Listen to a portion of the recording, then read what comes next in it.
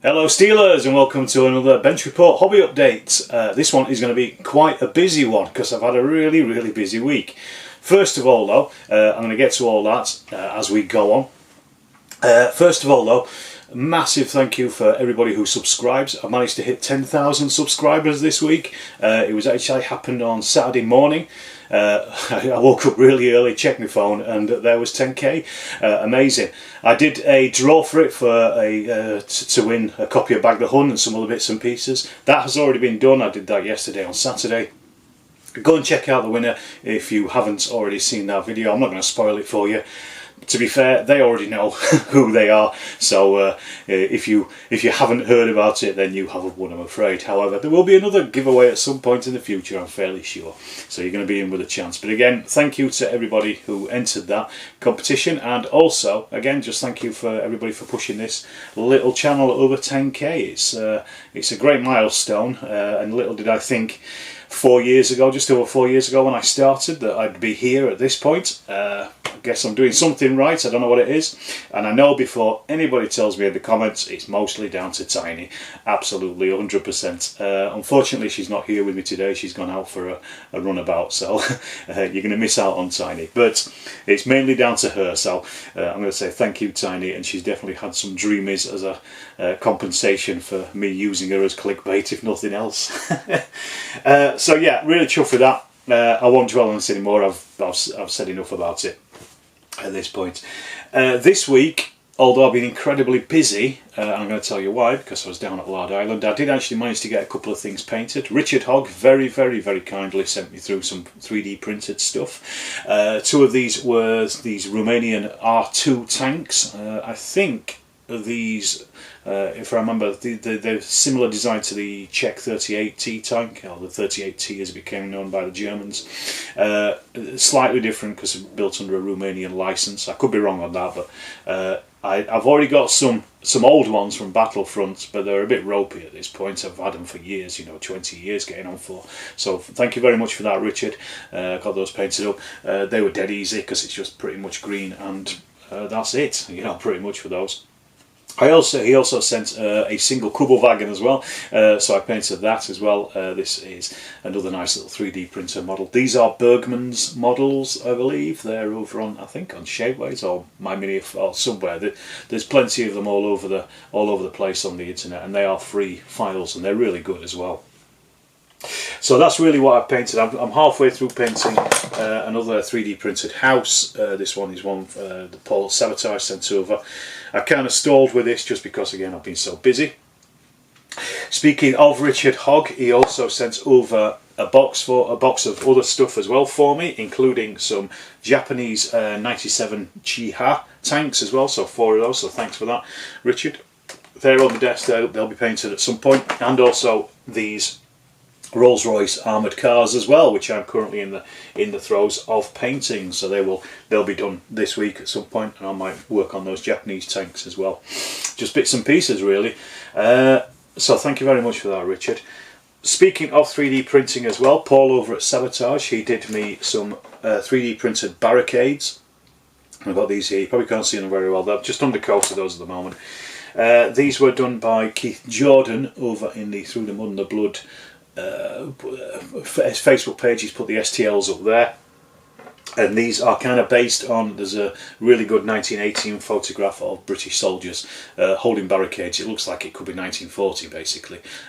It's during the German offensive, spring offensives, and I just wanted some of these myself anyway. They'll be perfectly useful for the First and Second World Wars, and possibly a little earlier. They've got some oil drums in them, and oil drums, I did some research, oil drums didn't come until the early 20th century, but they'll cover the 20th century if people aren't that picky.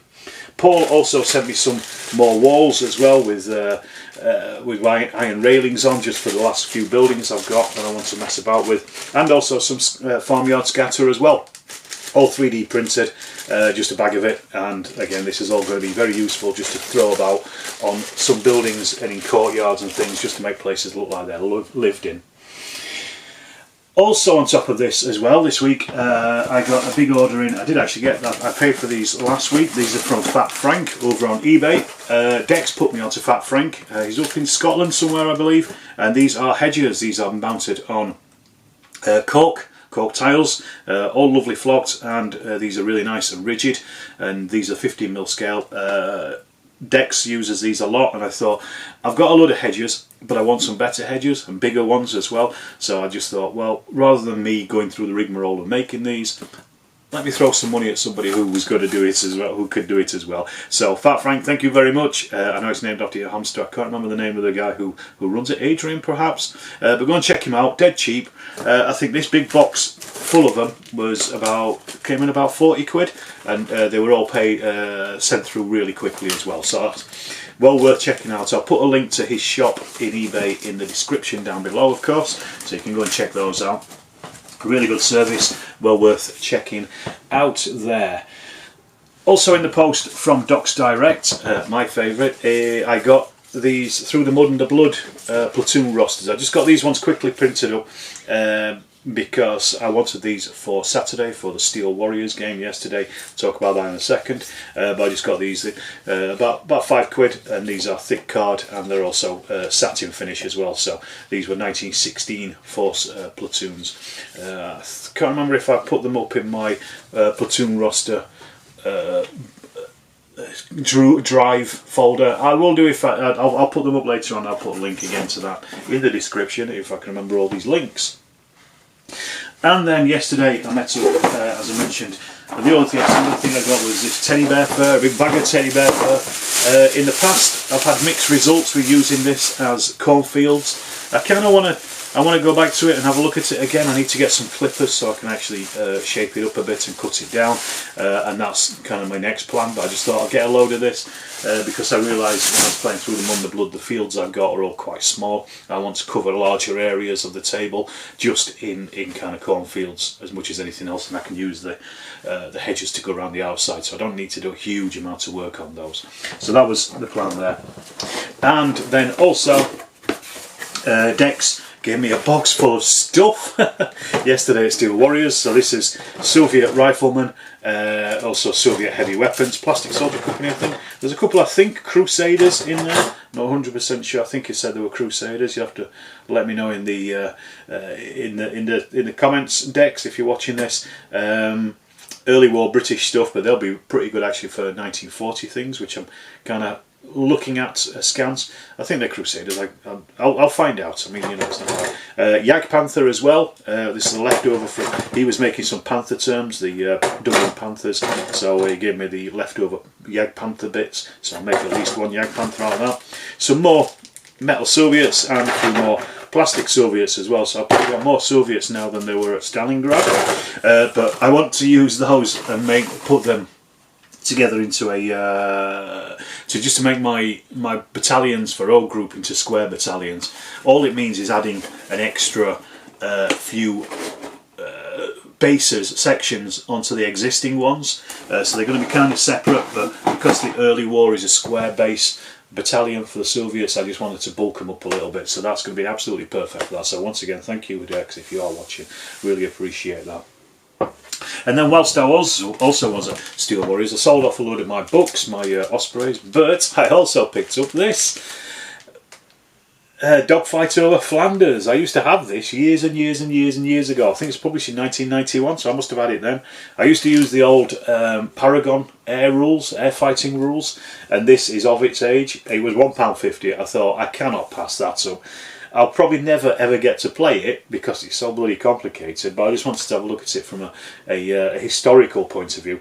What I might do is actually like a war game archaeology and have a look at this set of rules in a bit more detail at some point in the rules, because it's just an interesting. It's of its time. It's very much of its time. You know, it's not the kind of thing that would be published now, I don't think. But having said that, there's probably plenty of people out there who are probably still playing this. So you know, don't let my opinion be the only one. But yeah, it's a game. I think I was going to try to use it when I was a kid, but it was probably a little bit too not complex, but there was just too many things that you had to make, like card decks and cutting out various turning circles and stuff. So it'll be fun. I'm going to have a look at it in a little bit more detail at some point. Now let's get on to the proper meat of this one. This week, as I say, I've been incredibly busy running about. The reason for that is because I went down to Lord Island, which is near St Albans, down just on the edge of London, Hertfordshire I think it is, and at the invite of Rich, of Two Fat Laddies, Rich Clark, I met up with Sid and also with Nick as well. Had a game with Nick as Rich umpired it, and I was down there because really, like I said, just on their invite, they just they wanted to go down and hang out. We were going to record an episode of the Oddcast, but we just didn't get time. But I did actually record 2 videos because we ended up playing 2 games. In the morning, we played a Chain of Command Great War, which is not, before I go on, not the Cocking Up the Mud and the Blood from the 2014 Christmas special. It's a very different game that Richard's kind of developed around around Chain of Command, but a little bit more detail into it. Interestingly, Through the Mud and the Blood, which I love anyway, is their First World War platoon level game, and that then became, well, not became, but you know, has a lot of the DNA of, or Chain of Command has a lot of its DNA from Through the Mud and the Blood, because a lot of people started playing the Second World War. Through the Mud and the Blood, but as a Second World War game, and then it got turned around and it became Chain of Command, which obviously is a Second World War game. So it's interesting to see that he's now gone back with Chain of Command to First World War. Don't be in any rush to think that these things are going to be out next week at all, because this was literally, I think it's the first time that the game has actually been tested on the ground. It was a relatively simple scenario, a British attack, me against the Germans, Nick, and I just had to knock out two what were they, German Stellung. I'm not going to tell you the outcome of it because I've actually done, as I say, I've made 2 videos while we were down there. We had a chat not only about the game we played, but also about First World War wargaming in general, and what wargamers generally, you know, do. Is it gameable, basically? I mean, if you've been watching my channel for the last while, I think you know the answer to that, but it's interesting to hear what their takes on it are as well, and the different levels that you can do it at. So that's something that's to come. Also in the afternoon, we played a game set in Burma, 1945, as the Indian Army were pushing the Japanese back. This is one that Rich has recently been taking around some of the Lardy days. This was really interesting. I was playing the Indians attacking against the Japanese defending, and once again Nick was the defending Japanese. And you know, again, I'm not going to tell you the outcome because again, it's all in the videos that are to come. But it was fantastic, really nice setup, brilliant looking table, and it was interesting again to test out those Far East rules, which are so close. In other news while I was down there, I also actually saw the one of the printer's proofs of What a Cowboy. It was it had just turned up, I think, that day or the day before, and Rich was just going through it and checking the pictures and things because there was just some little bits and pieces that needed doing with it. But it looks fantastic, honestly. It looks like a really well laid out set of rules. I think it's going to be great. Obviously I didn't get a chance to sit down and actually read through it because I was busy chatting to the guys, but it just looks lovely. I'm going to be buying a copy of it. I'll possibly not use it for Cowboys, but I will probably use it for something else. I'm not sure what yet, but I'm thinking about it. Possibly Judge Dredd, you never know.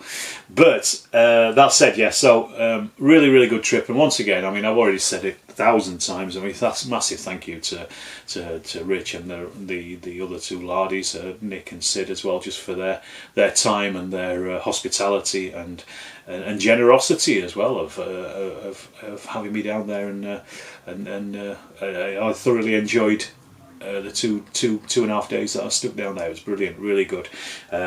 So yeah, fantastic. Thank you once again, and just look out for those videos. They will be out in the next couple of weeks. They're going to be the first 2 videos in April, so just keep an eye on those, and they'll be coming soon enough.